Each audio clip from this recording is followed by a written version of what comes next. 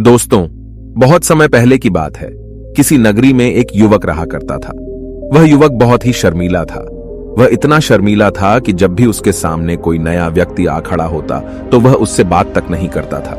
यहां तक कि जिन्हें वह जानता था, पहचानता था, उनसे भी बात करने में उसे बहुत शर्म आया करती थी। वह उनसे भी ठीक से बात नहीं कर पाता था और अपनी इस समस्या के कारण वह खुद ही बहुत परेशान रहता था, क्योंकि वह अपने जीवन में कुछ कर ही नहीं पा रहा था। धीरे धीरे समय बीतता गया और समय बीतने के साथ साथ उस युवक की शर्म आने की आदत भी बढ़ती चली गई, जिस कारण वह अत्यधिक निराश रहने लगा, परेशान रहने लगा, चिंतित रहने लगा। उसे यह समझ नहीं आ रहा था कि वह अपनी इस समस्या से किस तरह से छुटकारा पाए। उसके घर वाले भी अब उसकी इस समस्या को लेकर बहुत चिंतित रहने लगे थे। वे सोचते थे इसका क्या होगा, या अपने जीवन में कुछ कर पाएगा भी या नहीं। जब भी वह कहीं पर काम के लिए जाता तो लोग उसके इस सीधेपन का फायदा उठाते, उसे परेशान करते। वह कुछ ज्यादा कह नहीं पाता था, जिस कारण उसे कोई कुछ भी कह देता और वहां से चला जाता। इन्हीं सब कारणों की वजह से उसका मन कहीं भी किसी भी काम में नहीं लगता। वह हर काम को कुछ ही दिनों में छोड़ दिया करता। उसके मन में बहुत कुछ चल रहा था। उसके मन में विचारों के तूफान उठ रहे थे। वह सबसे बहुत कुछ कहना चाहता था, लेकिन अपनी इस आदत के कारण वह किसी से कुछ नहीं कह पा रहा था। वह अंदर ही अंदर घुटता जा रहा था। सारे विचार, सारी बातें उसके मन में ही दबी पड़ी थी, लेकिन कभी भी वह किसी से भी अपने मन की बात नहीं बताता था। जब छोटा सा बच्चा था तब उसे लोग बहुत पसंद करते थे। उसकी इस आदत को भी लोग सराहते थे, लेकिन इसी आदत की वजह से जब वह बड़ा हो गया, युवा हो गया, तो इसी आदत के कारण उसे अपना जीवन जीने में भी अत्यधिक परेशानियां उठानी पड़ रही थी। और वह युवक भी अपनी इस गलती के कारण बहुत परेशान रहता। अपनी इस एक आदत से छुटकारा पाना चाहता था। वह चाहता था कि वह लोगों से अपने मन की बात खुलकर कह पाए। वह जो कुछ करना चाहता है, जो कुछ कहना चाहता है, वह सब से वह खुलकर कह सके, कर सके। लेकिन जब भी कोई दूसरा उसके सामने आता तो उसकी जुबान मानो खुलती ही नहीं। यहां तक कि वह अपने माता पिता के सामने भी ठीक से बात नहीं कर पाता था। केवल उसके कुछ मित्र थे जिनसे वह अपने मन की बात कर पाता था। जब भी वह किसी बात का जवाब देता तो लोग उसकी हंसी उड़ाते, उसका मजाक बनाते। लोग कहते कि आज तो तेरे मुंह में भी जबान आ गई है। यह समस्या दिन ब दिन बढ़ती चली जा रही थी और इस समस्या के कारण अब उसके पिता भी अत्यधिक चिंतित रहने लगे थे। वह चाहते थे कि उनका बेटा भी दूसरों के सामने अपने मन की बात रख सके, लेकिन एक दिन जब अपने उस बेटे को दूसरों के सामने शर्मिंदा होता हुआ देख रहे थे, तभी उन्हें बहुत क्रोध आया और वह अपने बेटे को खरी खोटी सुनाने लगे। उन्होंने उसे इतना डांट दिया कि वह युवा लड़का अत्यधिक क्रोधित हो गया और वहां से बिना कुछ कहे वह वहां से चला गया। शाम हो चुकी थी और अब तक उनका बेटा घर नहीं लौटा था। माता और पिता दोनों बड़े ही चिंतित थे। वे अपने बेटे को वापस घर पर देखना चाहते थे, लेकिन युवा लड़का तो भागते भागते पहाड़ की चोटी पर जा पहुंचा था। वह वहां से नीचे की ओर झांक रहा था और ईश्वर से कह रहा था, हे भगवान, आपने मुझे ऐसा क्यों बनाया? लोग मेरा मजाक उड़ाते हैं, लोग मेरी हंसी उड़ाते हैं। जब मैं इस दुनिया में अपने मन की बात रख ही नहीं सकता, मैं किसी से कुछ कह ही नहीं सकता, तो फिर मैं इस जीवन को जीकर क्या करूंगा?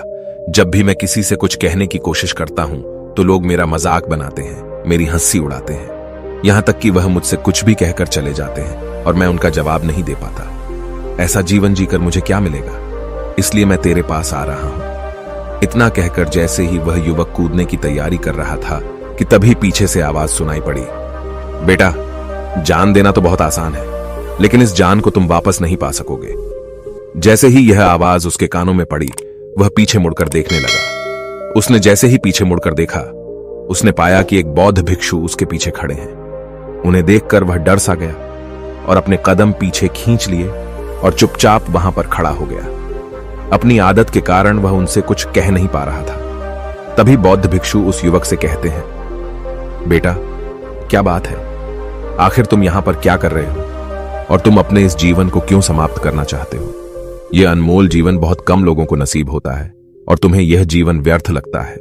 इस पर वह युवक कहता है, नहीं नहीं, कुछ नहीं, मैं तो बस यहां पर खड़ा होकर देख रहा था। तभी बौद्ध भिक्षु उस युवक से कहते हैं, बेटा, मैं जानता हूं कि तुम यहां पर क्या करने आए थे। तुम मुझसे कुछ नहीं छुपा सकते, लेकिन मैं चाहता हूं कि तुम अपनी समस्या मुझसे खुद बताओ, तभी मैं उसका समाधान तुम्हें बता पाऊंगा। यदि तुम चाहते हो कि कोई तुम्हारी मदद करे तो उसके लिए पहले तुम्हें ही आगे बढ़ना होगा। यदि तुम चाहते हो कि मैं तुम्हारी समस्या का समाधान करूं तो तुम्हें मुझे अपनी समस्या बतानी होगी, वरना मैं कुछ नहीं कर सकूंगा। उन बौद्ध भिक्षुओं की यह बात सुनकर वह युवक कहता है, नहीं नहीं, मैं ठीक हूं, मैं सच कह रहा हूं। उस युवक की यह बात सुनकर बौद्ध भिक्षु उस युवक से कहते हैं, ठीक है बेटा, यदि तुम नहीं चाहते कि मैं तुम्हारी मदद करूं तो कोई बात नहीं, मैं तुम्हारी बात पर विश्वास कर लेता हूं। लेकिन तुम्हें भी मेरी एक बात पर विश्वास करना चाहिए कि मैं तुम्हारी मदद के लिए ही यहां पर आया हूं। तुम चाहो तो तुम अपनी समस्या मुझे बता सकते हो और मैं तुम्हारी इस समस्या का समाधान भी अवश्य करूंगा। इसका जवाब देते हुए युवक उन बौद्ध भिक्षु से कहता है, नहीं नहीं, मैं ठीक हूं, आप जाइए। इस पर वह बौद्ध भिक्षु उस युवक से कहते हैं, ठीक है बेटा, यदि तुम चाहते हो कि मैं यहां से चला जाऊं तो मैं यहां से चला जाता हूं, लेकिन मेरी एक बात याद रखना, मेरे जाने के बाद मैं तुम्हारी कोई मदद नहीं कर पाऊंगा और हो सकता है कि तुम्हारी मदद के लिए कोई और आगे भी ना आए। इतना कहकर बौद्ध भिक्षु पीछे की ओर मुड़े और अपने मार्ग में आगे बढ़ने लगे। वो युवक वहीं पर खड़ा होकर यह सब देख रहा था। जैसे ही वह कुछ दूर पहुंचे तभी उस युवक ने जोर से आवाज लगाई, हे गुरुदेव, मेरी समस्या बहुत बड़ी है, क्या आप उसका समाधान कर सकेंगे? क्या आप मुझे उसका समाधान दे सकेंगे? यह सुनकर बौद्ध भिक्षु वहीं पर खड़े हो गए। पीछे मुड़कर उन्होंने उस युवक की बात का जवाब देते हुए कहा, बेटा, इस दुनिया में कोई भी ऐसी समस्या नहीं है जिसका कोई समाधान न हो। यदि तुम मुझे अपनी समस्या बताओगे तो मैं उसका समाधान अवश्य करूंगा। तभी वह युवक उन बौद्ध भिक्षु से अपनी समस्या बताते हुए कहता है, गुरुवर, मेरी एक बहुत बड़ी समस्या है कि मैं शर्मीला हूं, जिस कारण मैं किसी से कोई बात नहीं कर पाता। यहां तक कि मैं अपने मन की बात भी किसी को नहीं बता पाता। जब भी मैं किसी से बात करने की कोशिश करता हूं तो लोग मेरा मजाक उड़ाते हैं, मेरी हंसी उड़ाते हैं। जब भी मुझे कोई खरी खोटी सुनाता है, उल्टी सीधी बातें करता है, तो मैं उनका जवाब नहीं दे पाता। मैं लोगों की तरह चालाक बनना चाहता हूं, लोगों की तरह बातों का जवाब देना चाहता हूं, अपने मन की बात करना चाहता हूं। मैं इस दुनिया के साथ कदम से कदम मिलाकर आगे बढ़ना चाहता हूं। क्या इसका कोई समाधान है? उन भिक्षु ने उस युवक की सारी बातें ध्यानपूर्वक सुनी और फिर जवाब देते हुए कहते हैं, बेटा, जरूरत से ज्यादा शर्मीला होना, इसका अर्थ यह है कि तुम्हारे अंदर कोई डर है जिसे तुम पहचान नहीं पा रहे, जिस कारण उसका समाधान करने में भी असमर्थ हो। शर्म करना अलग बात है और डरना अलग। जब हमारे भीतर डर होता है तब हम कहीं भी, किसी से भी कोई भी बात नहीं कर सकते। हमें चारों तरफ केवल डर ही नजर आता है और हम हर जगह से डरते ही रहते हैं, लेकिन इसे शर्माना नहीं कहते। शर्म तो बस एक हद तक तुम्हें चुप रख सकता है। फिर वह बौद्ध भिक्षु उस युवक से कहते हैं, बेटा, तुम सबसे अधिक किससे शर्माते हो? युवक इसका जवाब देते हुए कहता है, गुरुवर, मुझे अपने पिता से बात करने में बहुत शर्म आती है, मैं उनके सामने कुछ बोल ही नहीं पाता। तभी वह बौद्ध भिक्षु उस युवक से कहते हैं, अच्छा, तो यह बताओ, जब तुम अपने पिता से बात कर रहे होते हो या फिर बात करने का प्रयास करते हो तो तुम्हारे मन में कैसे ख्याल आते हैं? युवक इसका जवाब देते हुए कहता है, गुरुवर, जब भी मैं अपने पिता से बात करने का प्रयास करता हूं तो मुझे ऐसा लगता है कि मानो मेरे पिता अभी मुझे डांट देंगे, मुझ पर क्रोध करेंगे, मुझसे या नाराज हो जाएंगे, और कहीं ना कहीं मुझे यह भी लगता है कि मैं कुछ गलत बात ही करूंगा। यहां तक कि मेरे मन में ऐसे भी ख्याल आते हैं कि शायद मेरे पिता मुझसे प्यार ही नहीं करते। परंतु गुरुवर, आप कहते हैं कि शर्म अलग है और डरना अलग बात है, तो क्या कोई ऐसा उपाय है जिससे मुझे डर ही ना हो? क्या कोई ऐसा रास्ता है जिससे मेरे अंदर का यह डर पूरी तरह से समाप्त हो जाए? कृपा करके मुझे इस समस्या का समाधान बताइए। मुझे अपने इस डर से बाहर निकलना है। मुझे लोगों की तरह अपने इस जीवन को खुलकर जीना है।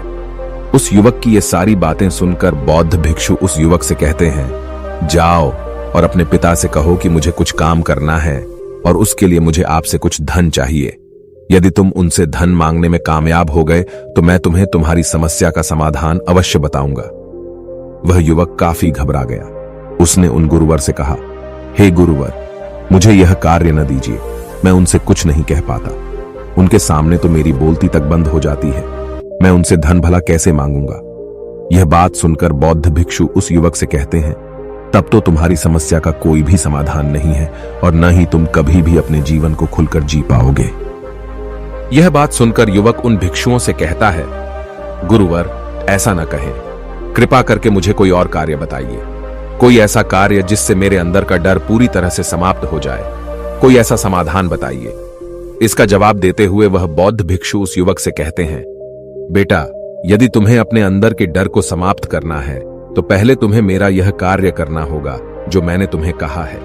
वह युवक घबराकर काफी देर सोच विचार करने के बाद पूर्ण गुरुवर से कहता है, ठीक है, यदि आप चाहते हैं कि मैं इस कार्य को करूं तो मैं इसे करने का पूरा प्रयास करूंगा।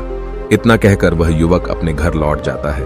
उसे देखकर उसके माता पिता बहुत खुश हो जाते हैं और वह युवक अपने पिता से डरते डरते कहता है, पिताजी, मुझे आपसे कुछ बात कहनी है। इस पर उसके पिता कहते हैं, बोलो, क्या बात है? युवक आगे कहता है, पिताजी, मैं कुछ काम करना चाहता हूं और उसके लिए मुझे आपसे कुछ धन चाहिए। क्या आप मुझे कुछ धन दे सकते हैं? इतना सुनकर उस युवक के पिता ने उसकी ओर ध्यान से देखा। काफी देर देखने के बाद वह खुशी से झूम उठे और तुरंत ही उन्होंने कुछ धन अपने पुत्र के हाथों पर रख दिया और कहने लगे, बेटा, इतना धन काफी है कि तुम्हें और चाहिए। इसके जवाब में वह युवक अपने पिता से कहता है, नहीं नहीं पिताजी, इतना काफी है, मैं इतने से काम चला लूंगा। वह युवक उस धन को लेकर तुरंत दौड़ा दौड़ा उन बौद्ध भिक्षु के पास लौटा और जो धन उसने अपने हाथों में ले रखा था उसे दिखाते हुए वह कहता है, गुरुवर, जैसा आपने कहा था, मैं धन लेकर आपके पास आ चुका हूं। मैंने अपने पिता से धन मांग लिया है। अब मुझे आप मेरी समस्या का समाधान बताओ। तभी बौद्ध भिक्षु उस युवक से कहते हैं, अरे इतनी जल्दी क्या है, अभी तो तुम्हें मेरे लिए एक और काम करना है, तभी मैं तुम्हें तुम्हारी समस्या का समाधान अवश्य बताऊंगा। और यदि तुम मेरे लिए इस कार्य को नहीं पूरा कर सके तो मैं तुम्हें कभी भी तुम्हारी समस्या का समाधान नहीं बताने वाला। तभी वह युवक उन बौद्ध भिक्षुओं से कहता है, हे गुरुवर, अभी तो मैंने आपके लिए एक काम किया है, अभी आप मुझे एक और काम करने के लिए कह रहे हैं। तभी बौद्ध भिक्षु उस युवक से कहते हैं, हाँ, तुम्हें मेरे लिए एक और काम करना ही होगा। वह युवक एक बार फिर से काफी देर सोच विचार कर उन बौद्ध भिक्षु से कहता है, अच्छा ठीक है, बताइए, अब मुझे क्या करना है? इसके जवाब में बौद्ध भिक्षु उस युवक से कहते हैं, जाओ और यह धन जो तुमने अपने पिता से मांग कर लाया है, इस धन को वापस अपने पिता को लौटा दो और साथ साथ यह भी कहना कि पिताजी, मैं अभी काम नहीं करना चाहता, लेकिन जब समय आएगा तो मैं आपसे यह धन वापस ले लूंगा और उससे अपना काम पूरा करूंगा। यह बात सुनकर युवक एक बार फिर से ऊपर से नीचे तक पूरी तरह से कांप गया और कहने लगा, गुरुवर, आप मुझे कोई और काम सौंप दीजिए, मैं उसे जरूर करूंगा। लेकिन अब यदि मैं धन लेकर उनके पास वापस गया तो वह क्या सोचेंगे मेरे बारे में? मैं तो शर्मिंदा हो जाऊंगा उनके सामने। इसलिए गुरुवर, कृपया करके मुझे कोई और काम दे दे। तभी बौद्ध भिक्षु उस युवक से कहते हैं, बेटा, जो काम मैंने तुम्हें सौंपा है, तुम्हें उसी कार्य को पूरा करना होगा, अन्यथा तुम्हारी समस्या का समाधान मैं तुम्हें नहीं बताने वाला। काफी देर सोच विचार करने के बाद वह उन बौद्ध भिक्षु से कहता है, ठीक है गुरुवर, मैं वापस जाता हूं और यह धन लौटाकर मैं अभी आता हूं। वह तुरंत दौड़ा दौड़ा अपने पिता के पास वापस लौटा। उसने अपने पिता से कहा, पिताजी, मैं यह धन अभी नहीं लेना चाहता, अभी यह धन आप मुझसे वापस ले लीजिए। जब मुझे कोई काम पड़ेगा तो मैं आपसे यह धन वापस ले लूंगा। उसके पिता ने उस युवक की तरफ घूर घूर कर काफी देर तक देखा और फिर मुस्कुराते हुए कहने लगे, बेटा, मैं समझता हूं कि किसी भी काम को शुरू करने से पहले हमें उसके बारे में जानकारी इकट्ठा करनी चाहिए। उसके बारे में समझना जरूरी है। कब, क्या, कैसे और कब तक करना है, इसके बारे में भी हमें जानकारी लेनी जरूरी है। कोई भी काम ऐसे ही नहीं शुरू किया जा सकता। उसमें हम सफल होंगे या फिर नहीं, इसका भी अनुमान हमें लगाना पड़ता है। और जब हम इन सभी के बारे में सही जानकारी प्राप्त कर लेते हैं तभी हमें धन लगाना चाहिए। मुझे बहुत खुशी है कि तुमने यह सही निर्णय लिया है। जब तुम्हें यह समझ में आ जाए कि जो कार्य तुम करने जा रहे हो वह तुम्हारे लिए उचित है, तब तुम चाहो तो मैं तुम्हें यह धन वापस लौटा दूंगा। युवक अपने पिता से यह सारी बातें सुनकर मन ही मन बहुत प्रसन्न था। उसने यह तो उम्मीद तक नहीं की थी कि उसके पिता हंसकर उसे इस तरह से सारी बातें समझाएंगे। वह मन ही मन यह सोच ही रहा था कि तभी उसके पिताजी उसके और करीब आए और अपनी उस युवा बेटे को गले से लगा लिया। जैसे ही उसके पिता ने उस युवक को गले से लगाया, उसको बहुत अच्छा महसूस हुआ। उसका आत्मविश्वास, उसका हौसला और बढ़ता गया। उसके बाद युवक वापस पुण्य गुरुवर के पास लौटा और कहने लगा, गुरुवर, जैसा आपने कहा था मैंने बिल्कुल वैसा ही किया है। मैंने धन अपने पिता को वापस कर दिया है। अब तो कृपया करके मुझे मेरी समस्या का समाधान बता दीजिए। तभी बौद्ध भिक्षु उस युवक की तरफ देखकर मुस्कुराते हैं और इस युवक से कहते हैं, बेटा, इतनी जल्दी क्या है? अभी तो तुम्हें मेरे लिए एक और काम करना ही पड़ेगा। वह युवक कहता है, महाराज, आप आखिर मुझसे बार बार इस तरह से काम क्यों करवा रहे हैं? क्या आपके पास मेरी समस्या का कोई समाधान नहीं है? कहीं आप मुझे बेवकूफ तो नहीं बना रहे? जिस तरह से लोग मुझे बेवकूफ बनाते हैं, क्या आप भी मेरे साथ वही तो नहीं कर रहे? आपने कहा, जाओ अपने पिता से पैसे मांग कर लाओ। मैंने पैसे मांग कर लाए। आपने फिर कहा, जाओ ये पैसे अपने पिता को लौटा कर आओ। मैंने आपके कहे अनुसार बिल्कुल वैसा ही किया और अब आप कह रहे हैं कि मैं आपके लिए एक और काम करूं। नहीं, ये मुझसे नहीं होगा। तभी बौद्ध भिक्षु उस युवक की तरफ देखकर मुस्कुराते हैं और कहते हैं, बेटा, बस यह आखिरी काम है और यह बहुत सरल भी है। तुम जैसे ही इस कार्य को पूरा करोगे, मैं तुम्हें वचन देता हूं कि मैं तुम्हारी समस्या का समाधान तुम्हें अवश्य बताऊंगा।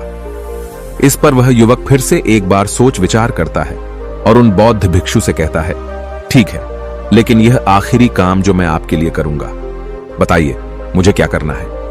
तभी बौद्ध भिक्षु एक मूर्ति निकालकर उस युवक के हाथ में थमा देते हैं। वह मूर्ति दिखने में बहुत ही साधारण सी थी, लेकिन वह बौद्ध भिक्षु उस युवक से कहते हैं, बेटा, तुम्हें इसे बाजार में ले जाना है, इसे बेचना है और इसके बदले में तुम्हें 100 सोने के सिक्के लेकर आने हैं। जब तुम यह करने में सफल हो जाओगे, तभी मैं तुम्हें तुम्हारी समस्या का समाधान तुम्हें बता पाऊंगा। वह युवक उस मूर्ति को अपने हाथ में लेकर बड़े ही गौर से देखता है और उन बौद्ध भिक्षुओं से कहता है, हे गुरुवर, यह तो बड़ी ही साधारण सी मूर्ति लग रही है, मानो मिट्टी की बनाई गई हो। इसके लिए भला 100 सोने के सिक्के मुझे कौन देगा? कहीं आपका माथा फिर तो नहीं गया है? इसके 1 या 2 सोने के सिक्के मिल जाए वही बहुत है, लेकिन इसके लिए 100 सोने के सिक्के कोई नहीं देगा। तभी बौद्ध भिक्षु उस युवक से कहते हैं, बेटा, मैंने जो तुम्हें काम सौंपा है, यदि तुम उसे पूरा करोगे तभी तुम्हें तुम्हारी समस्या का समाधान मिल पाएगा, अन्यथा तुम चाहो तो अपने घर लौट सकते हो। फिर से वही अपने पुराने जीवन में, जहां लोग तुम्हारा मजाक बनाते हैं, लोग तुम्हें डराते हैं, सताते हैं। मैं तुम्हें यहां अपने डर को निकलने में तुम्हारी मदद कर रहा हूं। तुम मेरे यह काम करके अपने डर को धीरे धीरे भगा पाओगे। मेरे इस काम को पूरा कर दो, तुम्हें सब समझ आ जाएगा। वह युवक उन बौद्ध भिक्षुओं की बात सुनकर मन ही मन यह विचार करता है कि मुझे तो मेरी समस्या का समाधान किसी भी हालत में चाहिए, जिस कारण वह उस मूर्ति को उठाकर बाजार की ओर चल पड़ता है। बाजार पहुंचकर वह एक जगह चुपचाप उस मूर्ति को लेकर खड़ा हो जाता है और इंतजार करने लगता है कि कोई आएगा और उसे उस मूर्ति के बारे में पूछेगा और तब वह उस मूर्ति के लिए 100 सोने के सिक्के की मांग करेगा। देखते ही देखते काफी समय बीत गया, लेकिन अभी तक उसके पास कोई भी व्यक्ति नहीं आया था। उसने आसपास देखा तो लोग चिल्ला चिल्ला कर अपने सामानों को बेच रहे थे, जोर जोर से आवाज लगा रहे थे। उसने भी सोचा, यदि मुझे अपनी इस मूर्ति को बेचना है तो मुझे भी जोर जोर से आवाज लगानी होगी। उस युवक ने चिल्लाना शुरू किया, लेकिन वह इतनी जोर से नहीं चिल्ला पा रहा था। उसकी आवाज उसे खुद तक सुनाई नहीं पड़ रही थी, तो भला उसकी आवाज को दूसरे कैसे सुनते, जिस कारण उसे कोई भी व्यक्ति खरीदने के लिए तैयार नहीं था। धीरे धीरे शाम का समय हो चुका था और उस व्यक्ति को यह डर था कि कहीं वह बौद्ध भिक्षु वहां से कहीं चला न जाए, अन्यथा उसे उसकी समस्या का समाधान कौन देगा। यह सोचकर उसने जोर जोर से आवाज लगानी शुरू की कि 100 सोने के सिक्के में यह मूर्ति ले लो। उसकी आवाज सुनकर लोग उसके पास आने लगे और उससे यह सवाल करने लगे, इस मूर्ति में ऐसा क्या है जो तुम इसके लिए 100 सोने के सिक्कों मांग रहे हो? इसके अंदर ऐसा कुछ तो खास होगा ही। युवक काफी देर सोच विचार कर उस युवक से कहता है, नहीं नहीं, मुझे कुछ नहीं पता, मैं तो बस यह मूर्ति यहां पर बेचने आया हूं। तभी उसमें से एक युवक उस युवक से कहता है, अगर ऐसी बात है तो इस मूर्ति को कोई नहीं खरीदने वाला। आखिर इस मूर्ति में ऐसा क्या खास है जिसके लिए तुम सोने के सिक्के की मांग कर रहे हो? यह तो तुम्हें बताना ही पड़ेगा। धीरे धीरे कई लोग उसके पास आए और सभी ने बस एक ही सवाल किया, आखिर इस मूर्ति में ऐसा क्या खास है, ऐसी क्या बात है जिसके लिए तुम सोने के सिक्के की मांग कर रहे हो? उस युवक ने से बातचीत की, उन्हें समझाने की कोशिश की, कई प्रयत्न किए, लेकिन कोई भी उस मूर्ति को 100 सोने के सिक्के देकर खरीदने के लिए तैयार नहीं था। वह निराश हो गया। उसे कुछ समझ नहीं आ रहा था कि वह क्या करे। तभी बाजार में उसने देखा कि कुछ लोग अपने सामानों की खासियत बता रहे हैं। उसे बेचने के लिए उसकी खास खास बातों के बारे में लोगों को समझा रहे हैं। यह देखकर उसने भी सोचा कि मुझे भी इस मूर्ति की कुछ खासियत लोगों को बतानी होगी। उसने फिर एक बार जोर जोर से आवाज लगानी शुरू की। समस्या का समाधान निकालने वाली मेरी गुरु की इकलौती मूर्ति, जो इस दुनिया में केवल एक ही है जिसके पास भी यह मूर्ति होगी, उसके घर में कोई समस्या नहीं होगी। यह मूर्ति उस समस्या का समाधान तुम्हें अवश्य बताएगी। यह सुनकर लोग उसके पास पहुंचने लगे और उसे यह सवाल करने लगे, क्या सच में यह मूर्ति जिसके पास होगी उसके पास कोई समस्या नहीं होगी? क्या सच में यह सभी समस्याओं का समाधान करती है? इसका जवाब देते हुए युवक कहता है, हां, सभी समस्याओं का समाधान कर देती है। यदि आप इस मूर्ति को ले जाते हैं, आपके घर में कोई भी समस्या होगी तो उसका समाधान यह आपको अवश्य बताएगी। चाहे कोई भी समस्या हो, कैसी भी समस्या हो, कैसी भी परिस्थिति हो, आपको इसका समाधान अवश्य मिलेगा। इतना सुनने के बाद अब वही एक मूर्ति सबको चाहिए थी। उस मूर्ति के दाम लगाने लगे। कोई उसे 200 सोने के सिक्के तो कोई 400, कोई 600 तो कोई 1000 सोने के सिक्के देने के लिए तैयार था। उस मूर्ति की कीमत लगातार बढ़ती जा रही थी। जैसे जैसे लोगों को पता चलता जा रहा था कि यह मूर्ति लोगों की समस्या का समाधान करती है, लोग उसे किसी भी कीमत पर खरीदने के लिए तैयार हो गए थे। अब वह युवक भी आत्मविश्वास के साथ और जोर से चिल्ला रहा था, लोगों को उस मूर्ति के बारे में समझा रहा था, बता रहा था। अब उसके मन में कोई डर नहीं था। वह लोगों को उस मूर्ति के बारे में पूरे आत्मविश्वास के साथ, बिना घबराए, उस मूर्ति की खासियत बताने में लगा हुआ था, जिस कारण लोग उस पर भरोसा कर रहे थे। और वह भरोसा लोगों की नजरों में नजर भी आ रहा था। जैसे जैसे अंधेरा होता गया, लेकिन लोगों की भीड़ मानो कम होने का नाम ही नहीं ले रही थी। लोग उस मूर्ति को खरीदना चाहते थे। उस युवक ने जोर से आवाज लगाई कि मुझे क्षमा करें, यह मेरे गुरु की मूर्ति है और मैं इसे बेचना नहीं चाहता। इतना कहकर वह युवक उस मूर्ति को लेकर वापस खाली हाथ लौट आया और उन गुरुवर के पास पहुंचा और उन गुरुवर से कहने लगा, हे गुरुदेव, आपका बहुत बहुत धन्यवाद।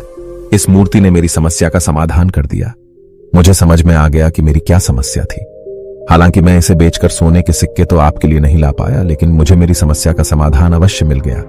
आपका बहुत बहुत धन्यवाद। इस बात को सुनकर बौद्ध भिक्षु उस युवक से कहते हैं, बेटा, मैंने तुम्हारी समस्या का समाधान नहीं किया है। तुमने तो खुद ही अपनी समस्या का समाधान किया।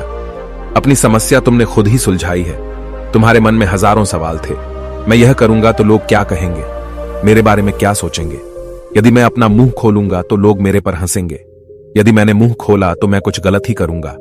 ऐसे कई सारे विचार तुम्हारे मन में थे। ऐसे कई सारे डर तुमने अपने मन में पाल रखे थे।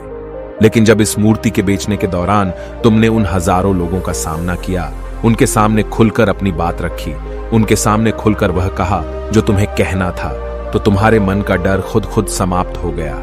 जिसे तुम शर्माना कहते थे, वो अपने आप ही तुम्हारे भीतर से कहीं गायब हो गया। युवक अपने गुरु की यह बात सुनकर अपने गुरुवर से कहता है, गुरुवर, आप सही कहते हैं। आपने आज मेरे मन में वो विश्वास जगा दिया है जिसे मैं अब अपने जीवन में कुछ भी हासिल कर सकता हूं। आपका बहुत बहुत धन्यवाद। डर को धीरे धीरे खत्म करने से ना ही आपको शर्म आएगी और ना ही डर लगेगा।